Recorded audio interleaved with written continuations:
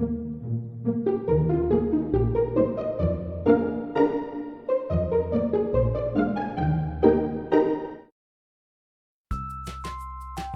amigos, hoy prepararemos unos suaves y deliciosos cupcakes con blueberries, cubiertos con frosting de queso crema. Acompáñanos por favor. Necesitaremos 250 gramos de harina de trigo previamente cernida, 4 huevos, 250 gramos de mantequilla sin sal, 90 mililitros de leche. Estos tres últimos están a temperatura ambiente.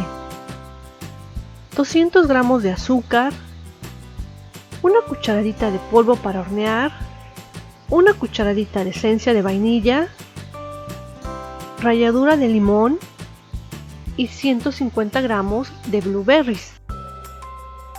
En la descripción de abajo está el enlace a la receta escrita con más información para ayudarte. Comienza integrando el polvo para hornear con la harina. Suaviza la mantequilla junto con el azúcar. Cuando tenga una consistencia cremosa, agrega los huevos uno por uno.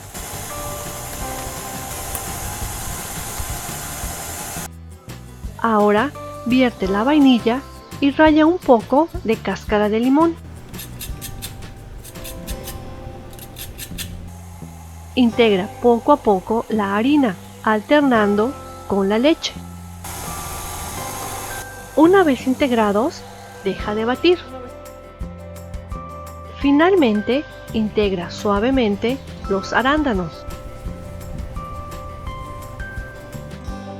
Mientras el horno se precalienta a 180 grados centígrados, vierte la masa en capacillos de papel, llenándolos a 3/4 partes de su capacidad. Hornéalos hasta que al insertar un palillo, este salga limpio. En nuestro caso fueron 20 minutos. Mientras se enfrían, vamos a preparar un frosting de queso crema con mantequilla, batiendo 90 gramos de mantequilla sin sal, 200 gramos de azúcar glass y 190 gramos de queso crema.